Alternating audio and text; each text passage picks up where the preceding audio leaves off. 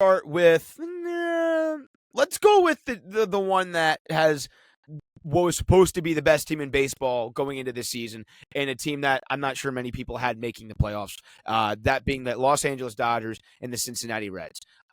This is the two teams. You have David versus Goliath, basically a team in the Los Angeles Dodgers with the highest payroll in the entire league. They have the best player in Shohei Ohtani, who can pitch and hit. They have some of the best players on planet Earth, guys like Freddie Freeman, Mookie Betts, Max Muncy, Blake Snell. This is a really good team, obviously. And then they go up against a team, like I said, who doesn't. Nobody, I don't think, had many expectations for going into the season besides let's just see the development of these young kids. And we started seeing that a little bit, but it all started to come together. Ellie De La Cruz, Matt McClain. We started seeing Sal Stewart come up towards the end of the year. Nick Lodolo. All these really good pieces had a good season, and because of that, they were able to make it at the end of the year on a head-to-head basis against the Mets, and they sneak into this last spot against the Dodgers. First game's going to be Hunter Green versus Blake Snell. I'm not quite sure how this matchup looks in your eyes, but I think it'll be more fun than people think. I'm all over the Big Red Machine right now. Really? I think in a 3-game set, a team here like the Reds is the team I want to face the least. This is a team with a top-end frontline starter like Hunter Green, who is absolutely lights out. And then, like you said, to your point, this Reds offense is station to station. Yeah, man. I mean, we're going down the projected lineup here. Friedel, Marte, Hayes, Andujar, Cruz, De La Cruz, Steer, Stevenson, Hayes, and McClain. I mean, that's just down the line. Just go, go, go. And then they're going up against, obviously, the Avenger-level lineup that the Dodgers put out there.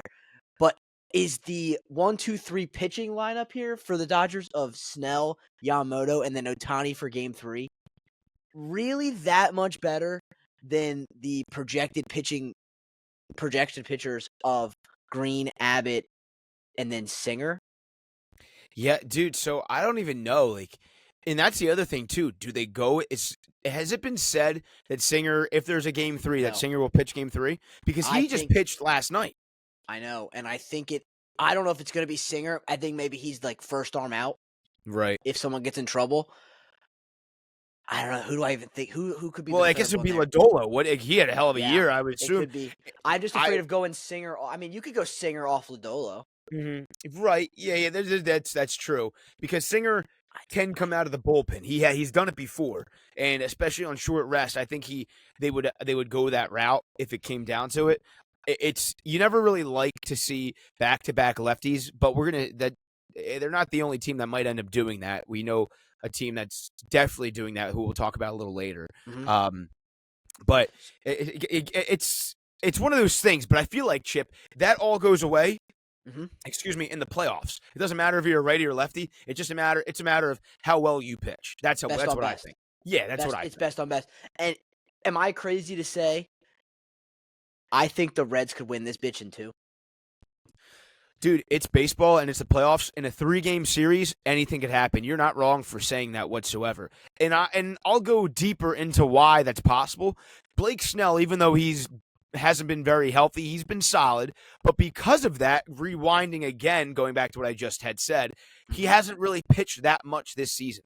So you don't know what you're going to get. I don't care if it's the playoffs. I don't care if he's done it before. I know he's been there, whatever. But you really don't know which version of Blake Snell you're going to get. Are you going to get the lights out, strikeout version? Or are you going to get the guy that can't hit the strike zone? He's constantly walking batters and putting guys in scoring position without giving up base hits. That's the thing.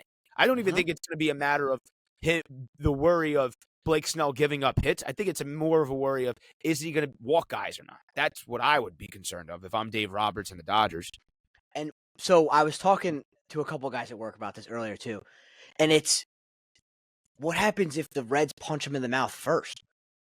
Right. What if they chase Snell early? I don't think there's not enough depth on this Dodgers roster to kind of make up for a lackluster start, let alone by Snell, but by Yamamoto in Game 2, or if Ohtani falters in Game 3. Right. I don't think there's enough guys to catch them if they fall. So one thing that hurts the Dodgers right now, Will Smith's on the IL. Is he going to be back come tomorrow? I don't think he is. Projected, here you go, I got you. I have projected lineup for Game 1 as No. Do your guy, Yankee guy, Ben, was it Road Red?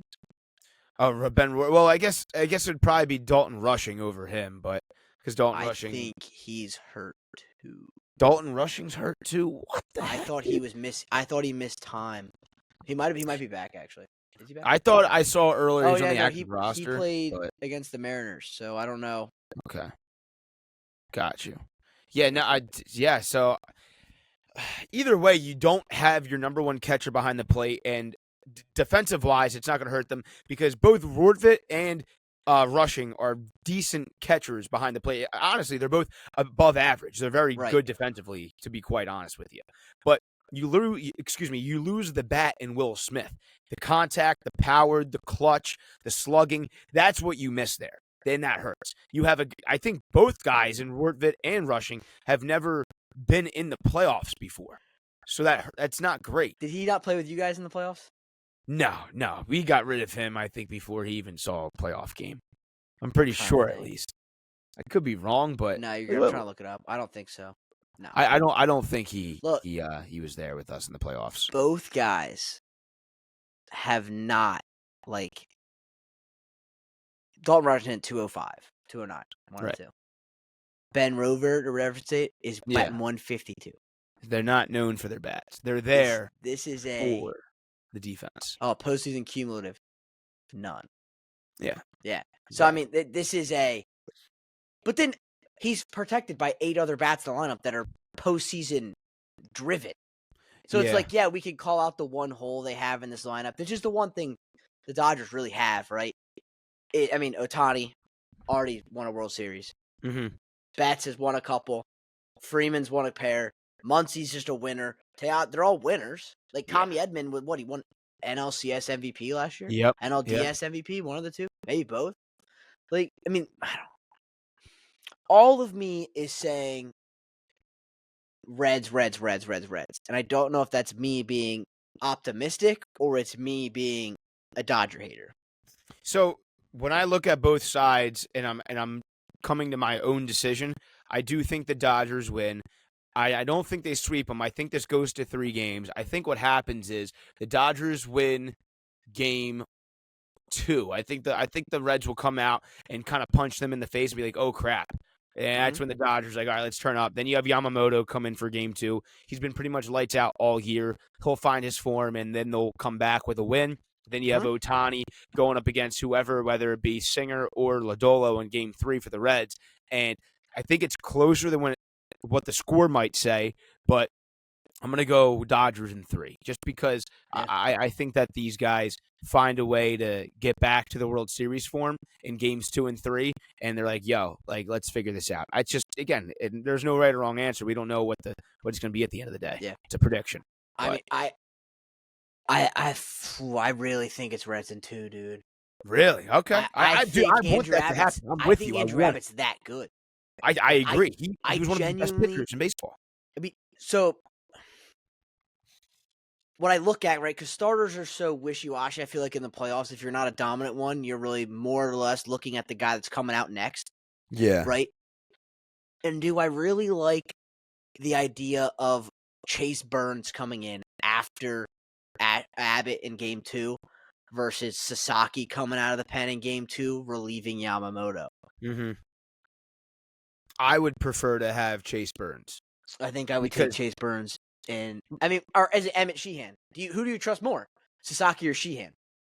Excuse me. I would trust Sheehan. Sheehan's been unbelievable for them. That's who they go with, right? If the first time they get in trouble early, Sheehan's probably going to be loose. It has to be. Or Graham, that's the other side. But yeah, I think one of the dumbest decisions that Dave Roberts can make for the Dodgers is putting Sasaki in a clutch situation because it does make sense. I feel you. I think better at home. I think he can't do it. He won't do it on the road. I just think it's a bad idea in general. To me, just being so honest, I don't think it's a good idea in general. He didn't pitch well when he was healthy in the beginning of the year. Once he started getting healthy, he pitched in the minors for a decent amount, and he wasn't doing that great there. And then he had a few innings towards the end of the year where he actually looked really good, but those are just a few innings, and you're going to put him in some of the most clutch situations. And granted, He did pitch in the World Baseball Classic, Right. and that's a big situation playing for your country. But I just don't know if he deserves to get put into a game more than some of these other guys who've proved themselves throughout the year. Yeah. I hear That's you. how I view it. No, Yeah. it's gonna be a good series. It's gonna be a dogfight, and I Mhm. mean, I really think it's who throws the first punch. Yeah. It's there's gonna be some bare knuckle fighting here, man. Some bare Mhm. knuckle fighting.